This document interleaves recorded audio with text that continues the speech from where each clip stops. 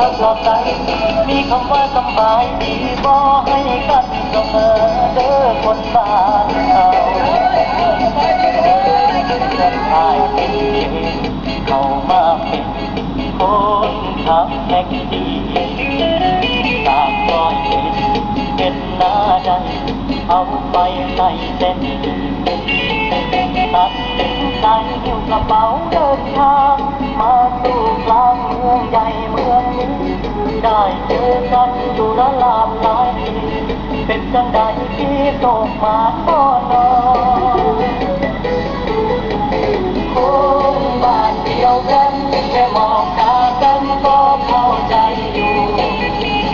รู้ว่าเหนื่อยแค่ไหนว่าหนักแค่ไหนบนหนทางสู่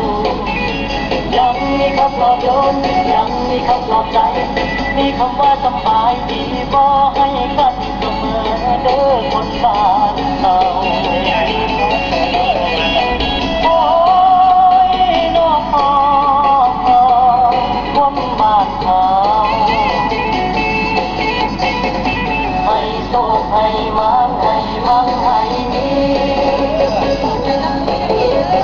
ให้อยู่ดีมีแห้งอยู่แดงมีเด้อครับพี่น้องน้องตั้งแต่เข้ามาเป็นสาวโรงงานเย็บผ้า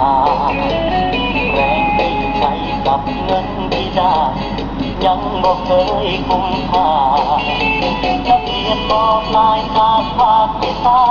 กลายเป็นแรงงานถูกกดราคาน้องมาทีหลังเขาได้เว้ากันจังได้อดตาเอาก่อนเด้อนา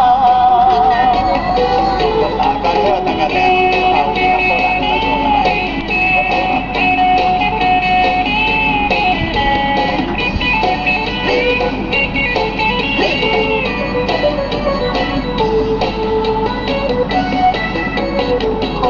นบ้านเดียวกันแค่มองตากันก็เข้าใจอยู่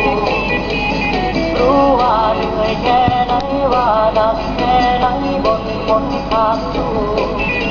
ยังมีคำปลอบโยนยังมีคำปลอบใจมีคำว่าสบายดีบ่ให้กันเสมอเด้อคนบ้านเรา